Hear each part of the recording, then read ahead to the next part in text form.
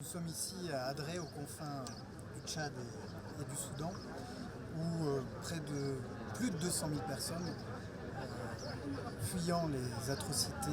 et les combats au Soudan, ont trouvé refuge dans une situation de dénuement absolu, vivant à même le sable, dans des abris de fortune qu'ils ont construits eux-mêmes avec de la paille et des bâches, et survivant grâce aux rations de surgots, d'haricots,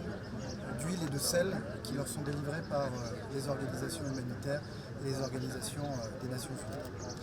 Nulle part ailleurs dans le monde n'y a-t-il une crise humanitaire aussi grave que celle qui se déroule ici. Et jamais depuis le début du XXIe siècle,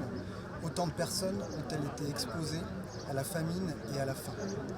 C'est plus de 11 millions de personnes qui ont dû fuir leur foyer au Soudan, et c'est 26 millions de personnes qui aujourd'hui souffrent d'insécurité alimentaire ou de sous-nutrition. Tout cela, ce sont des chiffres, et pour ma part, je n'oublierai jamais les visages et les regards que j'ai croisés ici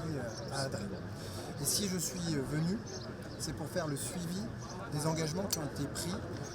lors de la conférence internationale que la France a tenue le 15 avril dernier, un an après le début des hostilités au Soudan, qui a permis à l'initiative du président de la République de lever 2 milliards d'euros d'engagement en soutien humanitaire aux populations réfugiées du Soudan. La France y a pris toute sa part avec 110 millions d'euros, dont l'essentiel a été décaissé. Mais la situation est trop grave et j'ai donc décidé aujourd'hui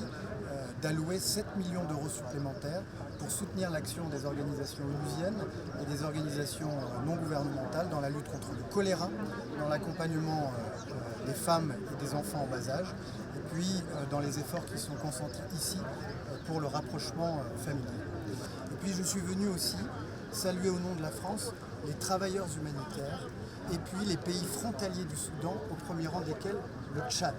qui accueille plus d'1,5 million de réfugiés soudanais sur son territoire. Et c'est pourquoi l'aide de la France ne se limite pas à l'aide humanitaire, mais nous soutenons aussi les projets de développement et d'intégration des populations réfugiées dans la région d'Adré et plus généralement au Soudan. C'est en ligne avec les ambitions du gouvernement du Tchad et nous allons continuer en ce sens parce qu'il ne suffit pas de permettre à ces populations de survivre, il faut leur permettre de retrouver leur dignité.